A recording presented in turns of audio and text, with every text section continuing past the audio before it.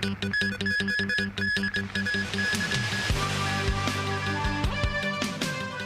first batch of e-vouchers under a new round of the consumption voucher scheme to be dispersed on Thursday. 3,709 new COVID-19 infections in the city. And Ukrainian troops retake all areas around Kiev.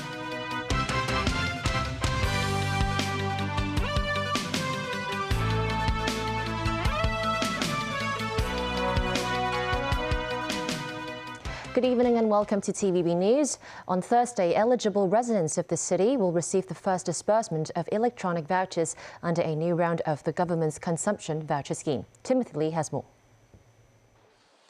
Electronic consumption vouchers are just around the corner, and it seems people already have plans on how to use them. This woman said she can't possibly buy $5,000 worth of clothes. She added, with this weather, I think it's best to buy the humidifier. This man, meanwhile, said the people of Hong Kong are going through a very hard time, and he will spend the money on food. Some businesses' sales went up by at least 15% during the previous round of e-vouchers. They hope the figures will also go up this time.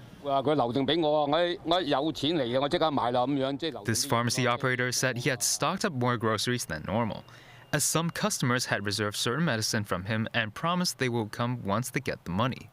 Residents who have received these vouchers before cannot switch to a different payment platform.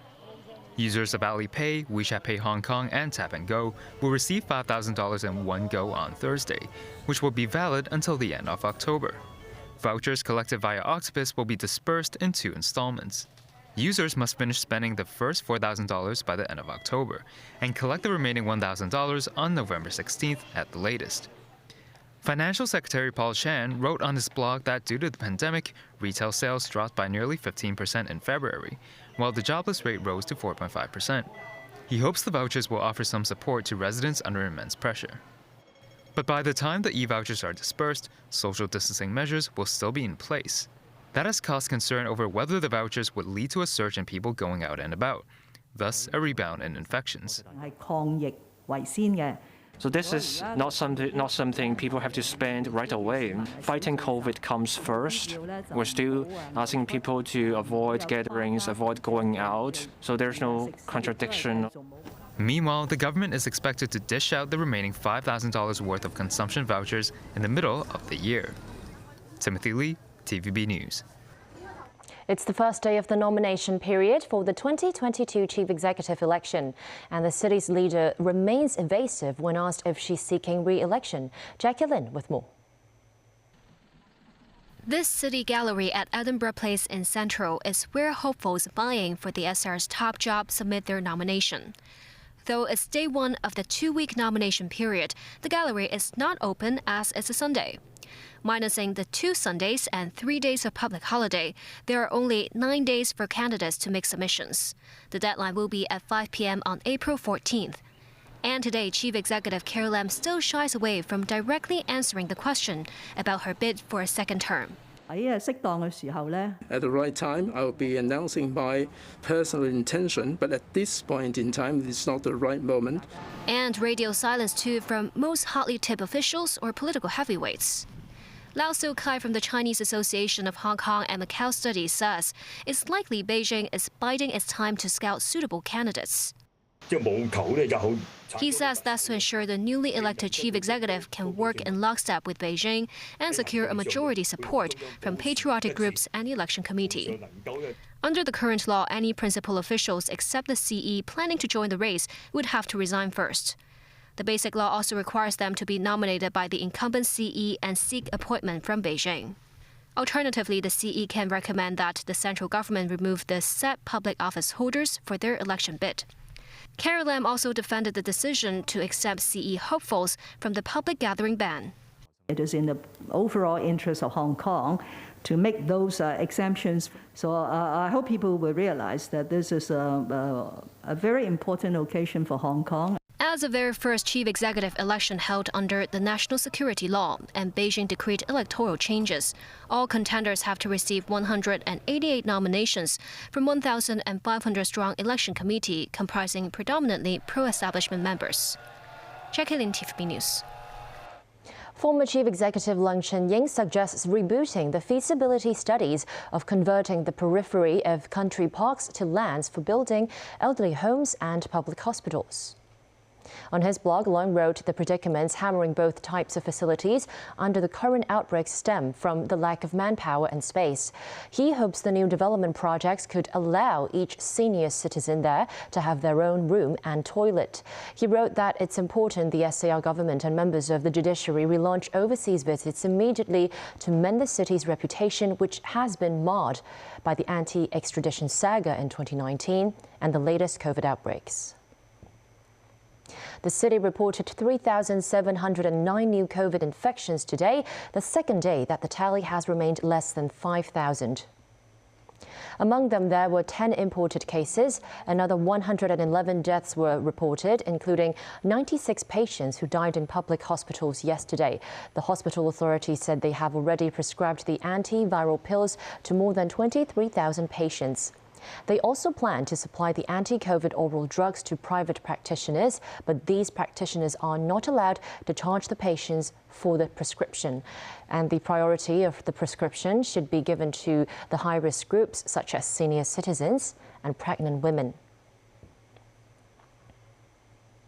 A holding center in the city has kick-started its experiment on applying both Western medicine and traditional Chinese medicine to treat coronavirus patients. Christy Khan has more.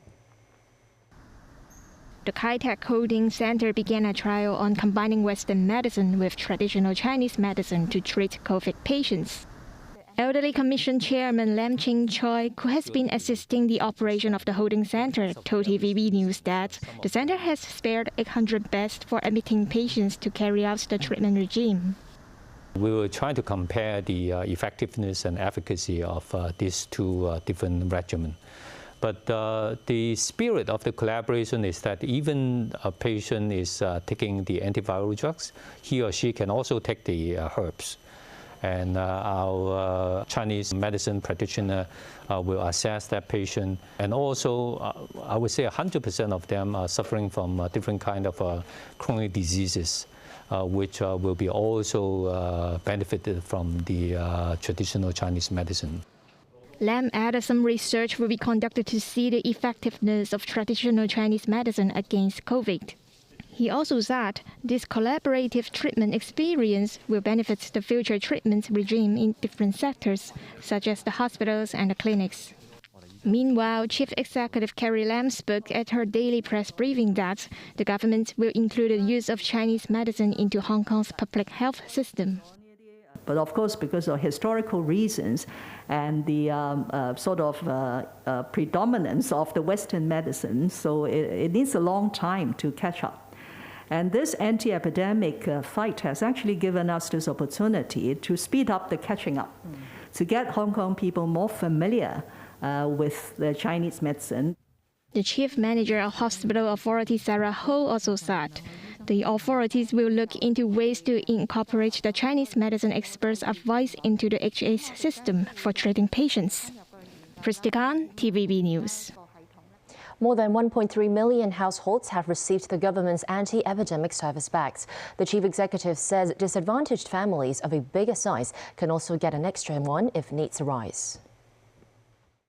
They could always go to the 90 service stations we are going to set up, I think, on the 6th of April, serving two purposes. One is for those whom we could not reach when we visited them. Secondly is as we want everyone to do the RAT, the rapid antigen test, on a daily basis from the 8th to the 10th of April. And if somehow they have used up their RAT kits, which we have provided in the bag, then they are also welcome to go to one of these centers to pick up some extra rapid antigen tests.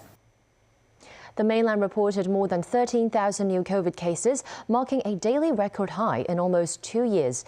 Testing efforts were beefed up in Shanghai, where most of the infections were identified. Shanghai reported 438 new local COVID-19 cases, 7,788 asymptomatic ones, and 6 imported cases on Saturday. Local authorities say more than 14 million people have been tested during a lockdown in the Puxi area. Over 18 million residents of Pudong and Punan were also tested. On Sunday, all residents in Shanghai will have to undergo a citywide rapid antigen test, followed by a nucleic acid test the following day.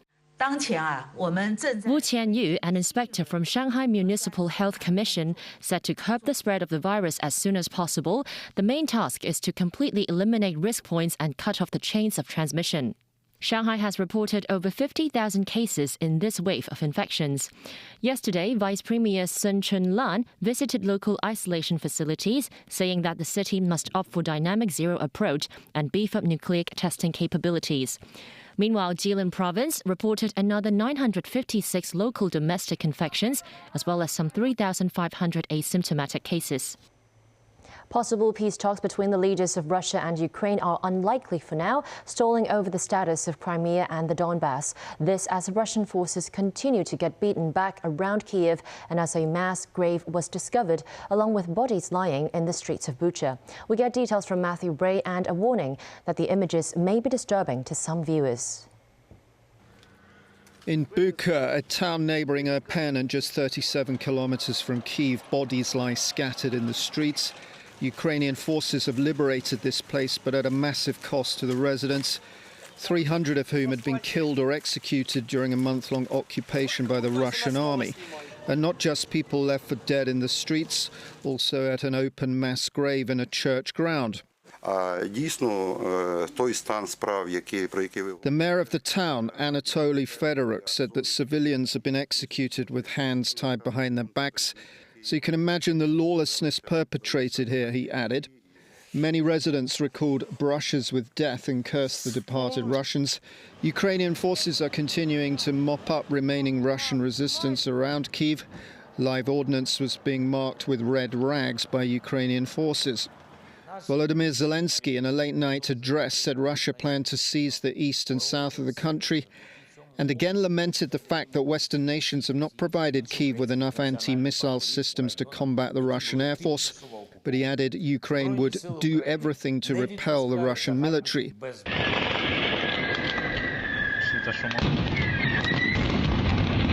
A series of explosions and sustained gunfire broke out in Enerhodar main square near to the nuclear plant at Zaporizhzhia.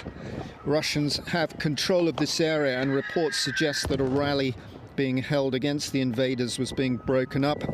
Two large explosions were visible in Odessa on the Black Sea, the home of Ukraine's navy and its largest port, early Sunday. A spokesman for Operational Command South, Vladislav Nazarov, said the enemy was continuing its vile practice of destroying critical infrastructure. No casualties were reported. Back in Hostomel, the pilot of the world's heaviest cargo plane expressed his dismay as it lay in ruins, destroyed by a Russian attack on the airport. Maybe parts can be used to build another one, he said. Matthew Bray, TVB News. Still ahead on tonight's news, Hungarians go to the polls. And Russia threatens to end cooperation on the International Space Station over Western sanctions.